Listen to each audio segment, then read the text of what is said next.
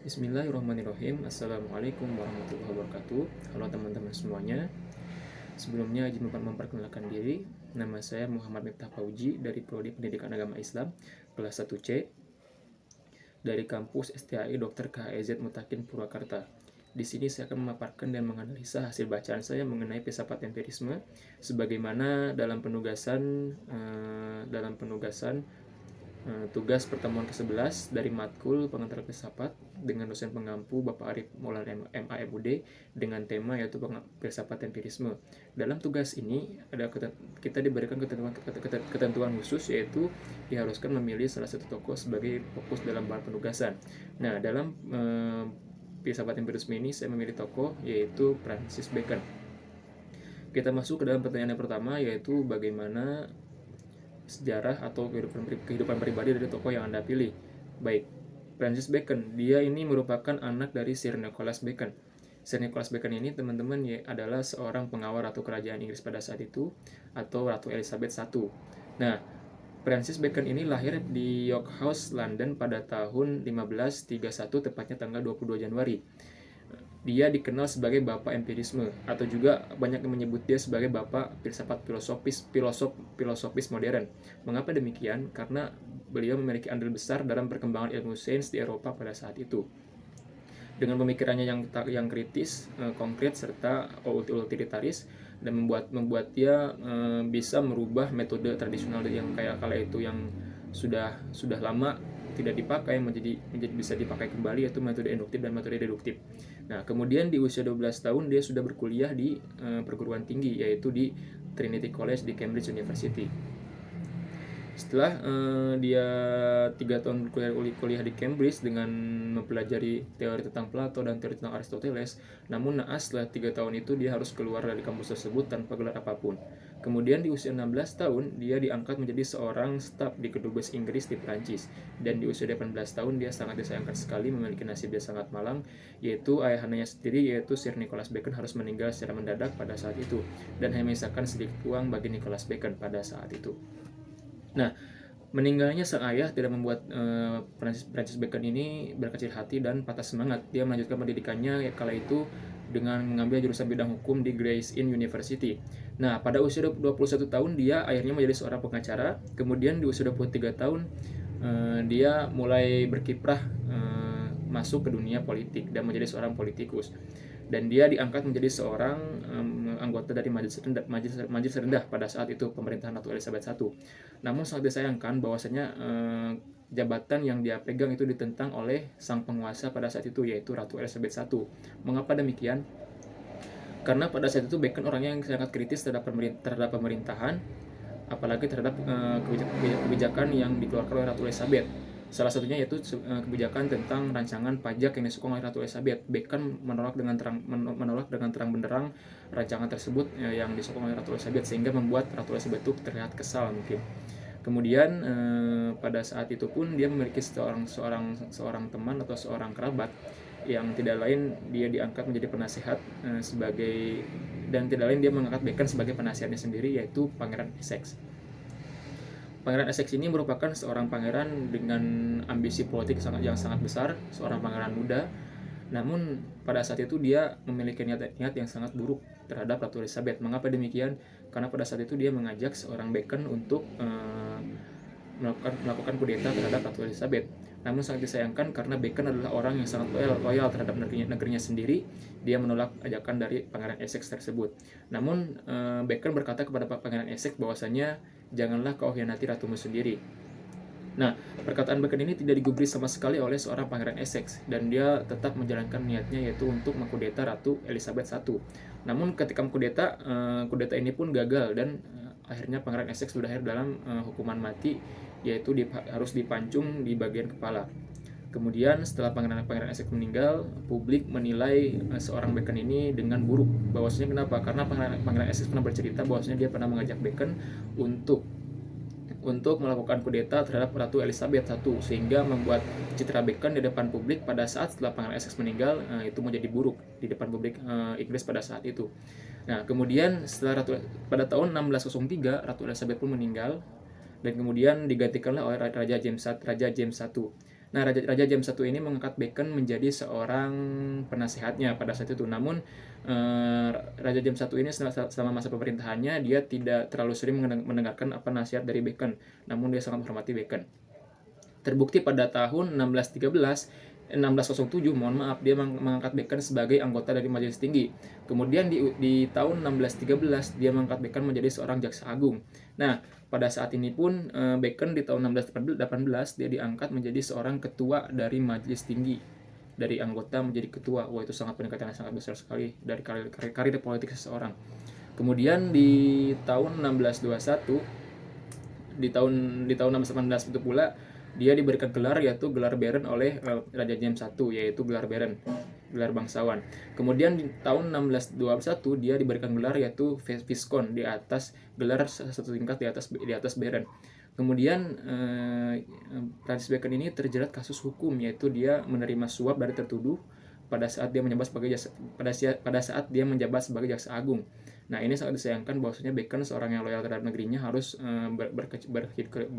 berkecimpung dan berkaitan dengan masalah hukum. Nah, akhirnya dia mengakui perbuatannya, kemudian dia dipenjara di Tower of London, kemudian dia didenda dan dia diberikan sanksi bahwasanya dia tidak bisa melakukan kiprah politik seumur hidupnya lagi, mungkin seperti itu. Nah, kemudian setelah Raja James membebaskan dia dari penjara, itu pun menjadi akhir dari karir politik seorang Francis Bacon. Kemudian di usia yang 40 tahun dia menjadi seorang penulis filsafat pada saat itu. Dengan pemikiran filsafatnya yaitu tiga pemikiran filsafatnya, yaitu yang pertama dia pemikiran tentang denomine tentang ketuhanan, kemudian de natura tentang alam, dan de humine tentang manusia. Nah, pada tahun 1626 seorang Francis Bacon ini melakukan eksperimen terhadap bahan makanan. Dia melakukan eksperimen dengan mengawetkan bahan makanan dengan salju. Itu pun berakibat gagal dan mengakibatkan dia terkena penyakit yaitu bronkitis pada saat itu. Sehingga pada tanggal 9 April tahun 1626 dia harus meninggal dunia dan akibat penyakit yang ada. Baik teman-teman, kita lanjut ke pertanyaan yang kedua, yaitu mengenai apa yang dimaksud dengan pengetahuan, kemudian bagaimana memperolehnya, serta apa sumber hakiki dari pengetahuan itu. Nah, perlu saya sampaikan, setelah saya menganalisis hasil bacaan saya mengenai filsafat empirisme, mengenai tokoh Francis Bacon ini, saya memperoleh beberapa pernyataan dari tokoh tersebut, yaitu yang pertama, pernyataan tentang segala sesuatu dapat didapatkan atau diperoleh dengan cara penelitian dan pembelajaran. Nah, kemudian dia pernah menyampaikan pula bahwasanya pengalamanlah yang menjadi dasar dari pengetahuan. Namun Bacon sendiri tidak luput dari campur tangan para filsuf-filsuf Yunani kuno seperti Plato. Dia pun menggunakan semboyan dari Plato, yaitu tentang pengetahuan, yang artinya knowledge is power, yaitu pengetahuan adalah kekuatan. Dia pernah menyampaikan bahwasanya untuk menguasai kekuatan-kekuatan alam dibutuhkan penelitian-penelitian dan pengkajian ilmiah atau pembelajaran ilmiah. Jadi dapat disimpulkan bahwasanya pengetahuan yang disampaikan oleh Bacon ini bahwasanya adalah sebuah ilmu yang dapat kita pelajari dengan cara kita langsung mempelajari kepada objeknya. Jadi misalkan contoh seperti ini, kita mempelajari bahasa Inggris, kita langsung belajar kepada guru bahasa Inggris. Kita belajar bahasa Arab, ingin belajar bahasa Arab, kita langsung belajar kepada guru bahasa Arab. Seperti itu. Sama halnya dengan kekuatan. Tadi pengetahuan adalah kekuatan. Kekuatan kan tadi disebutkan bahwasanya untuk menguasai kekuatan kita harus mempelajari dan menganalisisnya. Seperti itu. Jadi untuk menguasai bahasa Inggris, untuk menguasai bahasa Arab, kita harus mempelajari dan menganalisisnya terlebih dahulu. Seperti itu. Jadi kesamaannya adalah pengetahuan adalah kekuatan. Jadi seperti itu teman-teman. Lanjut kepada yang kedua, yaitu mengenai bagaimana cara memperoleh pengetahuan. Jadi dalam gagasan Bacon ini dia pernah menyampaikan untuk memperoleh sebuah pengetahuan dapat disimpulkan dengan 4 tahap, yaitu yang pertama ada tahap observasi, yang kedua ada tahap hipotesis, yang ketiga ada tahap verifikasi, dan keempat ada tahap penerapan atau tahap pengaplikasian. Nah, yang pertama itu tahap observasi, yaitu adalah tahap pengumpulan fakta-fakta. Jadi misalkan kita mempunyai sebuah pertanyaan kepada teman-teman kita tentang kita baru saja membeli sebuah barang yang kita tidak bisa menggunakan, bagaimana cara menggunakannya. Nah, kemudian kita bertanya kepada teman-teman kita. Nah, disitulah pengumpulan fakta-fakta terhadap teman-teman kita. Jadi ada dua orang teman yang bisa mengeluarkan fakta. Jadi kita mengumumkan fakta. Kemudian yang kedua yaitu adalah bagian hipotesis. Hipotesis adalah bagian pengkajian atau pengujian dari fakta-fakta kita tersebut dan menghasilkan jawaban, tapi jawaban masih jawaban praduga, masih jawaban belum sepenuhnya benar. Misalkan kita mendengarkan dari si A. Bagaimana cara menggunakan alat ini? Si A menjawab, ini penggunanya dengan cara harus didorong terlebih dahulu. Kemudian si B menjawab, bagaimana cara penggunaan alat tersebut? Jadi penggunaannya ini harus ditarik terlebih dahulu. Yang A didorong, yang B ditarik. Nah, kemudian kita masuk pada tahap yang ketiga, yaitu verifikasi. Itu tahap verifikasi itu pengujian kebenarannya. Jadi setelah kita mendapat dua pertanyaan tadi, dua pernyataan tadi dengan jawaban-jawaban yang masih praduga, masih jawaban tidak sepenuhnya benar, kita baru masuk pada tahap kebenaran atau tahap pengujian kebenaran, yaitu tahap verifikasi. Di tahap ini kita bertanya kepada teman-teman kita, misalkan ya si A, kamu kenapa jawabannya yaitu didorong terlebih dahulu? Ya saya jawabnya ngasal aja gitu kan, ya saya mengkira-kira aja dari barangnya seperti itu. Nah, itu sudah jawaban yang salah. Jadi jawaban itu jawaban yang hanya dikira-kira dan jawaban hanya tebak-tebakan saja. Kemudian dari si B, kenapa dia menjawab dengan cara ditarik? Karena dia pernah mempunyai alat tersebut dan dia pernah memakai alat tersebut. Jadi dapat disimpulkan bahwasannya yang si A ini hanya menjawab dengan pernyataan yang salah dan si B ini menjawab pernyataan yang benar sesuai dengan apa yang dia alami. Jadi seperti itu. Jadi setelah tahap verifikasi mengetahui jawaban dari kebenarannya, kemudian kita masuk ke tahap penerapan. Jadi setelah saya tahu bagaimana cara menggunakan alat tersebut, maka saya lakukan dengan cara penggunaannya. Jadi saya pertama menarik dulu alat tersebut dan penggunaannya, dan saya penerapannya dalam yang sesuai dengan yang saya inginkan. Mungkin seperti itu. Terus yang ketiga yaitu ada masalah dari apa sumber hakiki dari pengetahuan. Jadi dapat saya sampaikan seperti tadi bahwasanya sumber dari pengetahuan itu adalah objeknya yaitu. Jadi misalkan kita ingin mempelajari ilmu tentang bahasa Inggris, maka kita belajar ke guru bahasa Inggris. Jika kita ingin mempelajari ilmu agama, maka kita belajar di pesantren atau belajar kepada ustadz yang mengerti tentang ilmu agama. Jadi seperti itu. Dalam kita ingin mengetahui pengetahuan yang sesungguhnya, yang ingin kita ketahui ilmu, maka kita belajar ke objek yang tepat. Jadi seperti itu. Kemudian kita lanjut kepada pertanyaan yang ketiga, yaitu bagaimana kebenaran pengetahuan dibuktikan, apa kriterianya. Seperti yang saya sampaikan tadi, bahwasanya dalam memperoleh pengetahuan sama saja dengan memperoleh kebenaran dari pengetahuan, yaitu dengan 4 cara tadi, yaitu dengan cara observasi, kemudian hipotesis, verifikasi, dan penerapan. Jadi sama saja seperti itu. Jadi kriterianya antara lain, ya dari observasi itu kita harus mengumpulkan fakta-fakta yang ada. Jadi fakta-fakta sesuai dengan apa yang kita inginkan. Misalkan kita ingin belajar bahasa Inggris, kita belajar ke guru bahasa Inggris, kemudian guru itu menyampaikan beberapa fakta-fakta tersebut yang kita inginkan. Kemudian kita yang masuk kepada yang kedua, yaitu adalah hipotesis, yaitu pengumpulan fakta-fakta yang kita inginkan. Kita pelajari. Setelah kita pelajari, muncullah berapa pengetahuan yang kita dapatkan. Kemudian muncul ke yang ketiga, yaitu verifikasi kebenaran.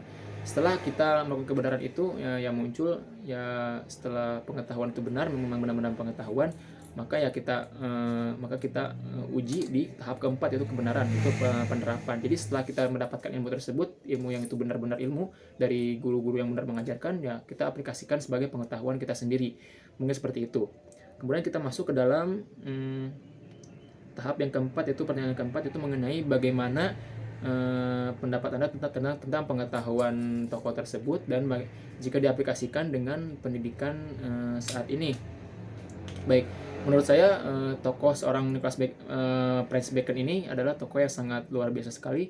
Selain dia loyal kepada negaranya sendiri, dia loyal kepada negerinya sendiri, dia loyal kepada pemimpinnya sendiri. Kemudian dia ini adalah seorang yang sangat jujur, walaupun dia pernah melakukan kesalahan, yaitu dengan cara dia pernah menerima suap dari tertuduh pada saat dia menjabat sebagai hakim pada saat itu.